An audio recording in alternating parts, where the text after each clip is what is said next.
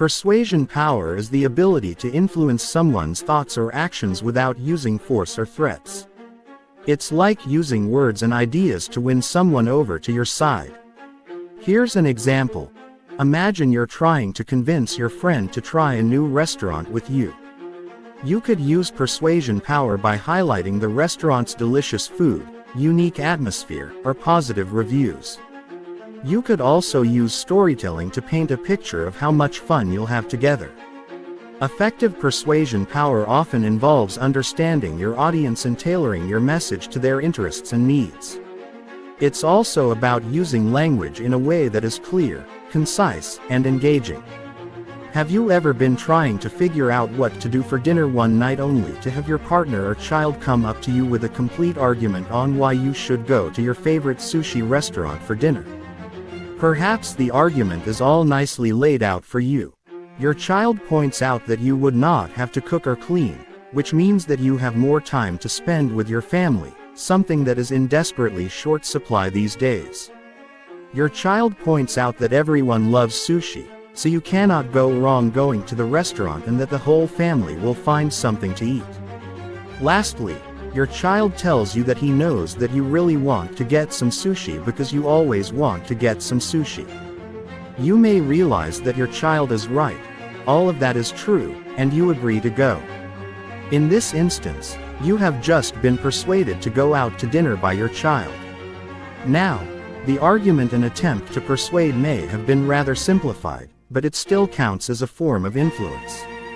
You were not thinking about going out to dinner until your child pointed out all of the reasons that you should. This means, then, that your child influenced your choice. Of course, most of the time, persuasion attempts tend to be a bit less obvious.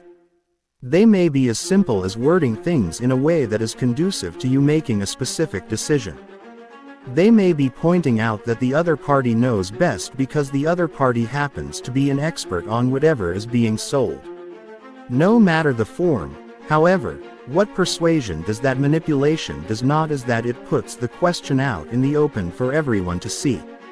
Slightly more acceptable than its sister form of influence, persuasion focuses more on free will than covertly attempting to convince someone to give in and be controlled. In particular, you may find that you actually are okay with persuasion simply because it is more out in the open than the covert attempt to manipulate. They are quite similar, however, and within this chapter, you will be introduced to what persuasion is. Persuasion, like manipulation, is a form of social influence. It is designed to change the thoughts, feelings, or behaviors of someone else for reasons that are listed or dictated for the other person in the bid to get the other person to change. This means that the other person is well aware of the attempt early on. Just as your child pointed out that you would love to go to sushi for dinner, any other form of persuasion is going to be telling you what you should be wanting or doing. It will encourage you to do something in particular in an attempt to persuade you, but you are still always welcome to turn it down and move on with your initial choice. Typically, persuasion is incredibly powerful. You are creating an argument of some sort for someone else and attempting to follow through with that argument. You want other people to see that your argument is valid and that you have the right idea. You want to figure out how to do just that without there being a clear and easy way to get out of it. All this means that you need to figure out what will motivate your target and then figure out how to motivate them. This usually happens in several different ways, such as in the principles of persuasion or with the understanding and usage of rhetoric. What is true, however, is that you should end up with someone who has at least some sort of idea about what they want by the end of the attempt. They will either agree with you, or they will disagree and move on, and it will be up to you to figure out which. Persuasion versus manipulation. At face value, the two seem to be intricately linked. They are both attempts to convince or cause someone to do something else. However, you likely persuade someone nearly every single day, and yet you may make it a point to never manipulate others. You are able to toe the line because the two are entirely different from each other. In particular, however, you must look at the differing definitions of the two attempts to influence. In manipulation, you are attempting to change via unfair means for one's own selfish purposes.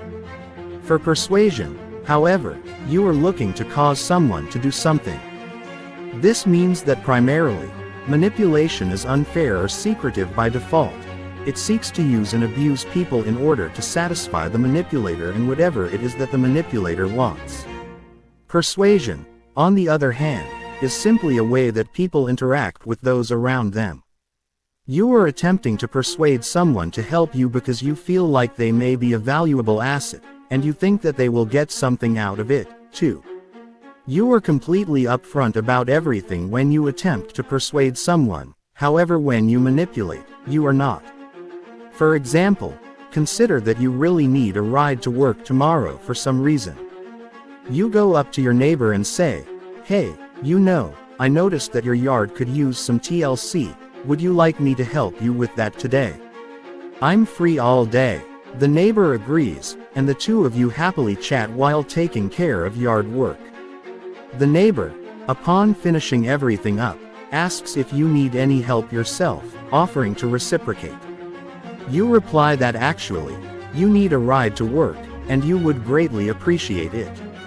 On the other hand, if you had wanted to manipulate the neighbor into a ride, you may have gone out in the morning like usual and desperately tried to start your car while groaning loudly and slamming on the steering wheel before looking at your watch in exasperation.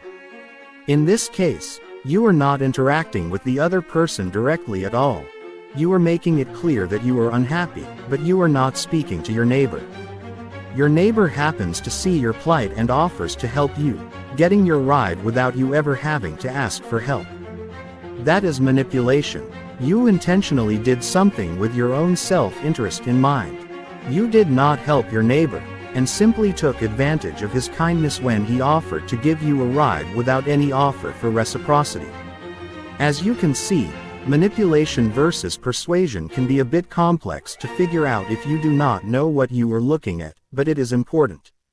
Effectively, when you are manipulating someone else, you are attempting to make them do something for you without you having to overtly ask for it in any way. Between the two, persuasion is generally deemed to be socially acceptable and something that will not be problematic for you if you were to be on the receiving end of it. You may not feel like persuasion is particularly threatening in the way that manipulation typically is considered, simply because when someone attempts to persuade you, they are usually honest with you.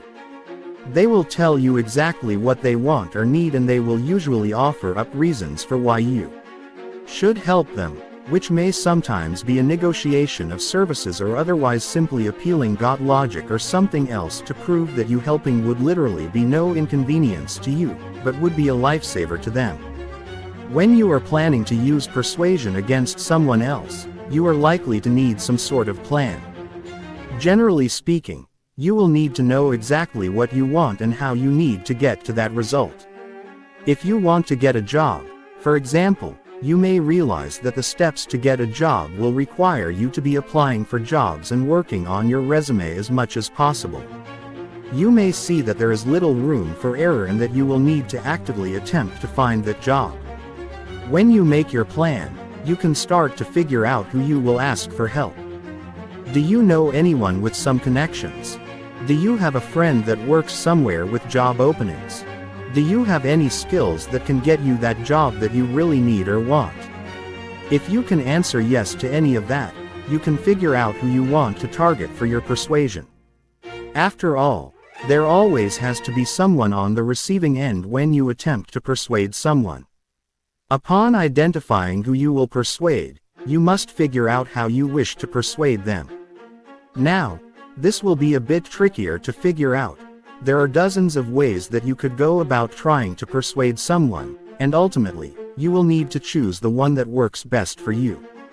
When you can identify exactly how you wish to be persuading someone else, you can begin to put together the best possible toolset to do so. Now, we will not get into the tools for persuasion until the next chapter, so hold tight on that particular concept. However, recognize that there are several persuasive techniques that can be used, so long as you make it a point to use them effectively. With the plan in mind and the tools in mind, and recognizing that you are not only persuading to get help, you need to figure out what you are willing to offer in return. Why should the other person help you? Will you do something in return? Will it benefit them in any way? Remember, manipulation is the one that is self-serving. When you are persuading someone, everyone should see at least some sort of benefits to helping or agreeing to whatever you are attempting to persuade them of. Finally, with the who, what, how, and why figured out, you can now attempt to use your technique. Now is the time to go up and talk to whomever you have identified as the individual that you are asking for help. Remember, you should probably try asking them if you can help them before slamming onto the theme of everything that you are looking for from them. This means that you can make it a point to ask and persuade. You should point out all of the reasons that helping would be good for the other person, as well as what you will do in return. Persuasion is a give and take, after all, and you need to be clear to the other person that you absolutely intend to give as well as take to ensure that they do not feel pressured or stuck in the process. When you do this, you assure them that you are not simply using them, especially once you follow through with helping them. Persuasion in the world. At this point, you should have a generally solid idea that persuasion is something that can involve give and take, that either the giver or both people should benefit.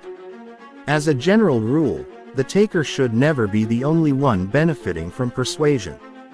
You can see this happen in several contexts. You may see people shopping for a house and notice that persuasion happens during the sales.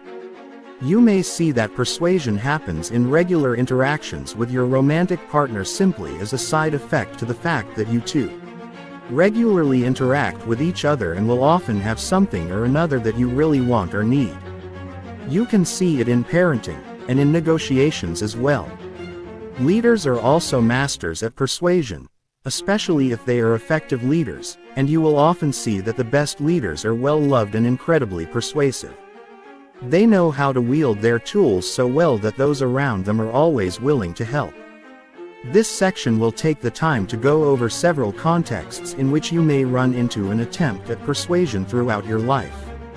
It is incredibly common to see persuasion pop up regularly because it is so regularly used in terms of interactions.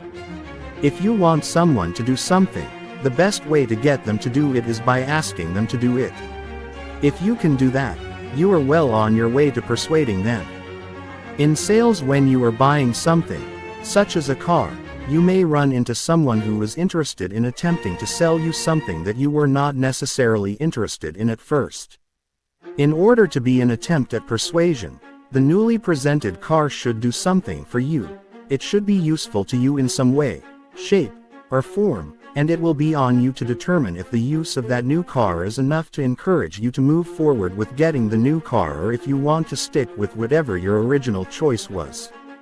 Perhaps you went in for a small sedan because you do not like to drive anything much large.